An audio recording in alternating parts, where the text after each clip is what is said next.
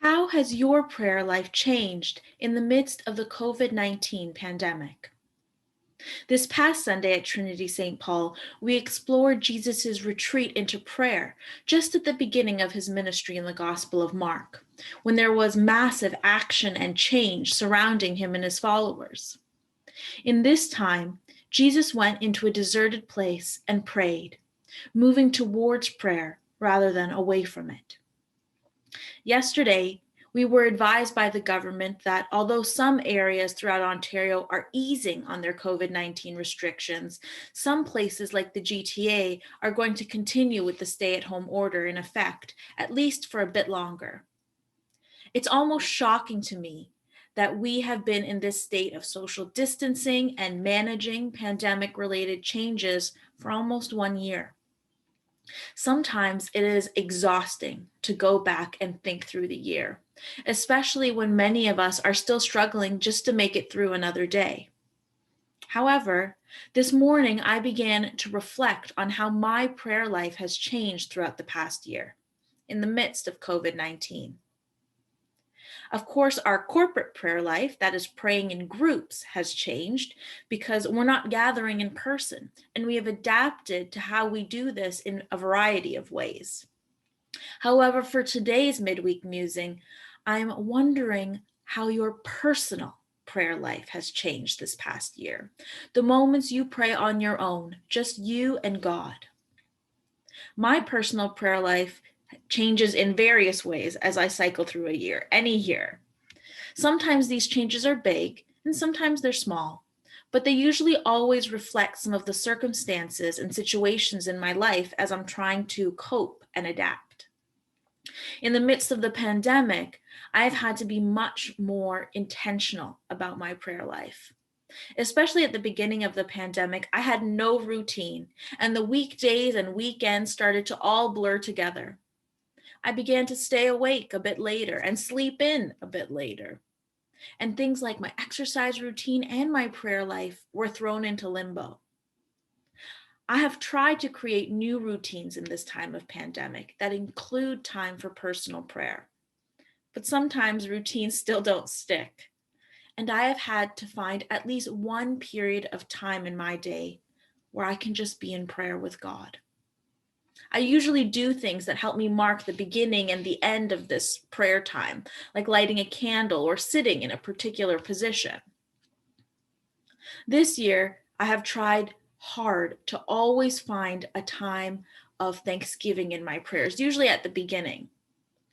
Sometimes when COVID numbers continue to rise, when we miss our families and our friends, and the latest headlines or restrictions are weighing on us, it can be hard to be thankful. Still, there are always reasons to be thankful, and it has been very important for my prayers to begin with a time of thanksgiving, so that in the midst of all of the chaos and uncertainty, I still recognize moments of hope, grace, and God in the world. On the other hand, a lot more of my prayer time also includes silence. Sometimes in the midst of the chaos I mentioned, I simply don't have any words for God. It's too much for me to process, too much need and heartache for me to articulate. Now more than ever, I find myself sitting in prayer in silence, just listening and just trying to absorb the reality we are in with God. Finally, in the midst of the pandemic, I'm finding that I'm drawn to some new creative ways to pray. I pray with my Bible journal, a place where I can read scripture and write and draw whatever I feel called to. I pray with my finger labyrinth, sometimes using my finger along the path and sometimes just following it with my eyes. I also pray a lot more outside than I used to. And this may be because I need some fresh air, or perhaps I just need changes in scenery more than I used to.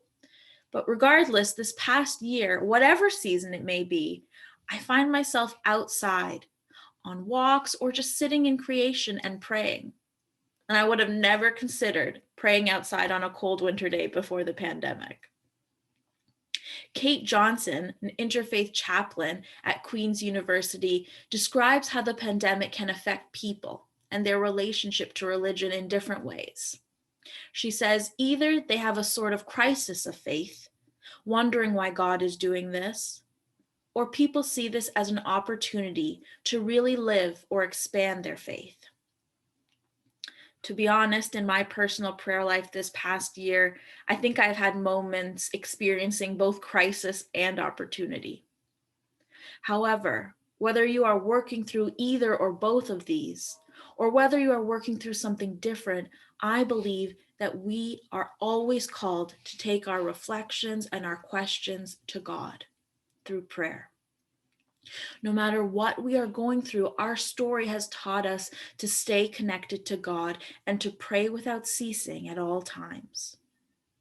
As you reflect on your personal prayer life this past year, in the midst of COVID-19, see how you have changed, how you have grown and struggled. But in the midst of it all, I hope you see God right alongside you. How has your prayer life changed in the midst of COVID-19? What are you doing differently? Have you felt close to God? How have you struggled? And how have you been strengthened? It is an honor to grow in faith together, even while apart.